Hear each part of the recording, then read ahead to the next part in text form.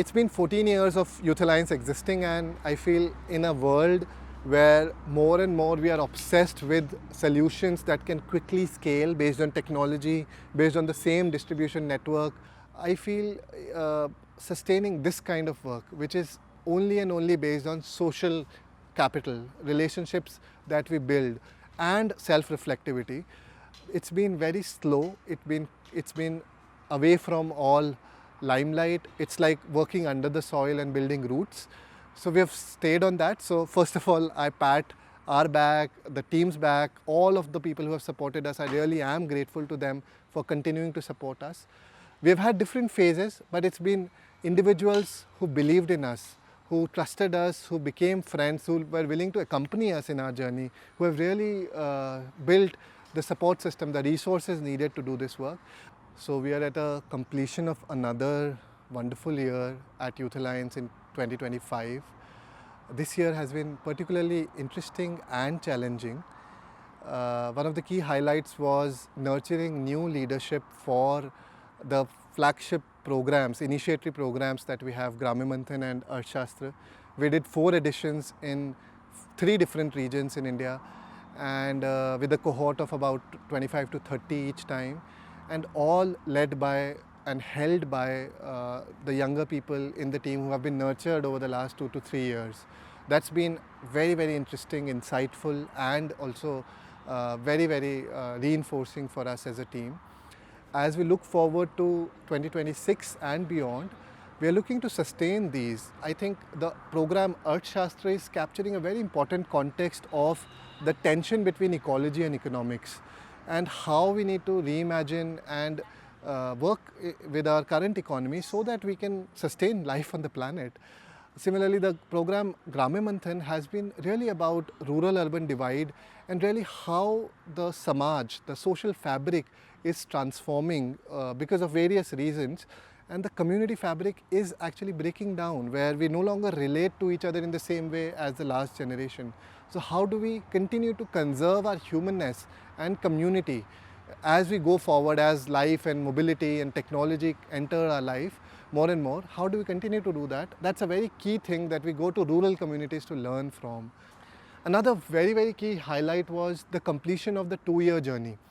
This journey, which had 6 in-person 5-day modules over 2 years, and online work every 2 weeks, and also a weekly yoga class, was responding to the needs of our alumni who have been in the orbit for the last 7 to 10 years.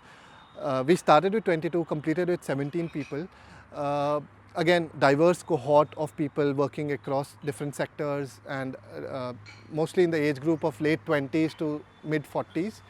And it was phenomenal. It was very insightful. I feel one of the key things we learned was the romantic optimism that we start with begins to shift as we work, spend 5-10 years in the social sector. We start to hit barriers, our own limits of our own belief, limits of our own thinking. Sometimes trauma come up, personal trauma, or sometimes the personal ecology needs structuring, needs balance, where parents, relationships, our money, where we live, all those questions need to be encountered. Also, almost always we start to hit systemic barriers of patriarchy, capitalism, of how we hold power, how, also how organizations are built, the mechanistic reality, like the systems that we exist in. So how do we really hold still, deepen our personal practice, and learn to engage from a place of values and with support of each other to disrupt and conserve new patterns of coexisting with each other, with ourselves and with nature. That's been the practice of 2-year journey that we completed in June 2025, and we are looking to start the next cohort early next year, 2026. The slow, simmering work of building the relational infrastructure, ecosystem based on relationships, has been our strength. We are about 950 people strong as our alumni community, spread all over India. Almost all states have a Youth Alliance alumni now. Many sectors. So we have people who are in education, in water, in environment, working with technology, working at policy level, working at really deep grassroots level, who have gone back to their villages, gone back to live with communities in Adivasi areas, and so on and so forth. also in the how of it, we have artists, we have entrepreneurs, we have innovators, we have parents, we have healers, we have counselors. So I think the strength that we see emerging is that the slow simmering work of building relationship as human beings, no matter what you do, no matter where you live, no matter which background you come from, has been one of our strengths for the last 14 years. And now we are seeing that it is emerging as a multidisciplinary, multi-sectoral community. And how we are able to create those spaces where people can connect with each other and really co-travel with each other over decades to come. Because the issues that we face are deeply wicked, deeply complex, and it needs deep solidarity over a long period of time and a multipolar, or rather multi-dimensional perspective of looking at issues and looking at contexts that our communities, people, human beings inhabit in the world. We are able to see different connections, different perspectives, and carry out the work that is needed.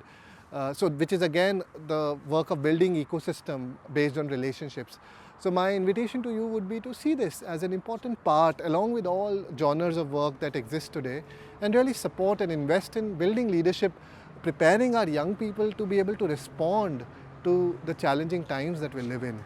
And it doesn't need as much money, but it does need some money, because we have to pay our bills, we have to pay the venues, we have to pay the salaries of the people, and we really value good people who can stay their ground, who can deepen their personal practice, and who are committed to offer to the world with care, with responsibility, and ever-evolving perspective.